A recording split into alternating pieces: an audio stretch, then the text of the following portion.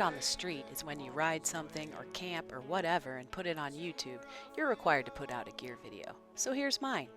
I've actually gotten a lot of questions about what I wear, what I've added to Scoot, if anything, what I carry with me when I scoot, so hopefully this video will answer those questions. Since I was traveling and not scooting Chicago, I figured it was as good a time as any to make one of these.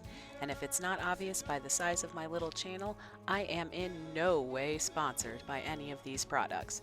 They're just what I use after trying a few things, and all have been found via online searches.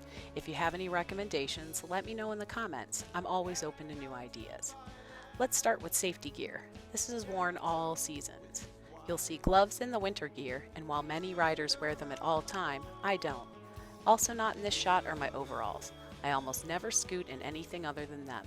They keep my knees covered in case of a fall and have a million pockets. First, we have my helmet. I chose to upgrade from a standard bike helmet to a Department of Transportation certified half helmet. I can't stress enough that a helmet is the #1 piece of gear every scooter rider should own. Keeping your brain protected is super important. Other riders do wear full face helmets, but I've opted for just the drop-down visor for much needed eye protection. This one is the Shade, and the one below on the striped sock is the one I use on overcast days or the rare times I scoot at night. Since the visor is an odd shape, I keep whichever one I'm not wearing in the sock in my bag in case of weather changes.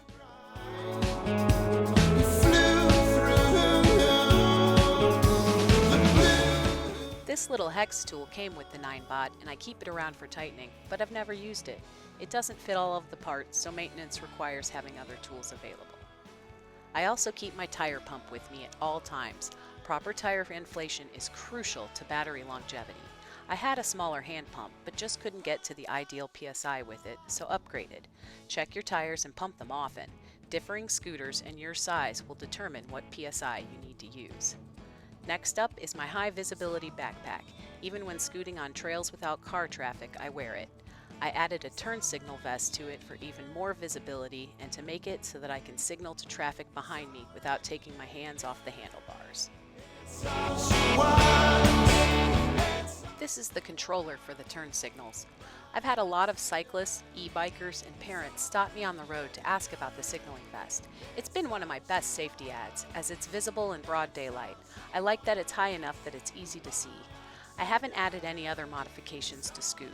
No shocks, no braces for the fender, which is strongly suggested, or handlebar extensions. I did have a side view mirror for a minute, but it rattled out of place too much, and the piece itself created more visual noise and distraction than was actually helpful. I haven't given up finding a mirror if I can find the right one, but head checks every 3 to 6 seconds work well for me for watching traffic. This horn is useless. Don't buy it. I use the bell that comes on Scoot and my very loud voice when I need to be heard. Warm weather is great, but I live in Chicago.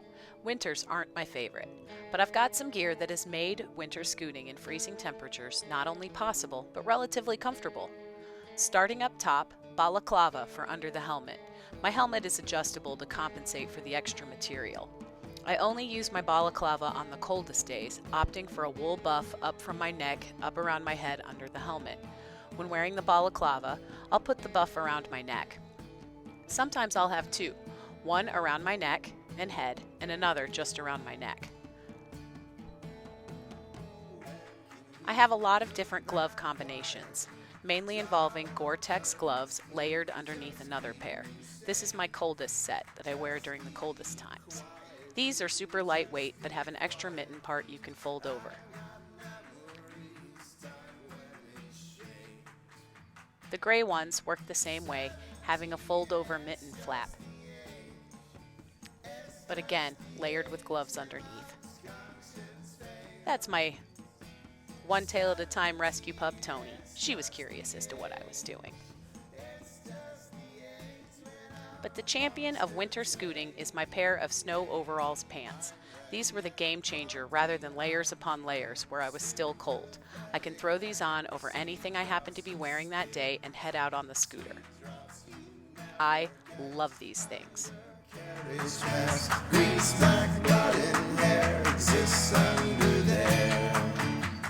Locks. I rarely use them, or even bring them with me, choosing instead to bring Scoot inside of my destinations. I love Chicago, but let's be real, I'm not risking losing Scoot to someone with bolt cutters. And there's my other one tail at a time rescue pup, Marty, checking out what I'm doing. I've tried a number of locks. When I do use them, I use a combination of the heavy chain and a U-bolt with a bite cord. But no lock is unpickable, and there aren't any out there that can't be cut if someone really wants to. Thanks for watching my gear video. Hope it was helpful. See you on the next Scoot. It's just the age.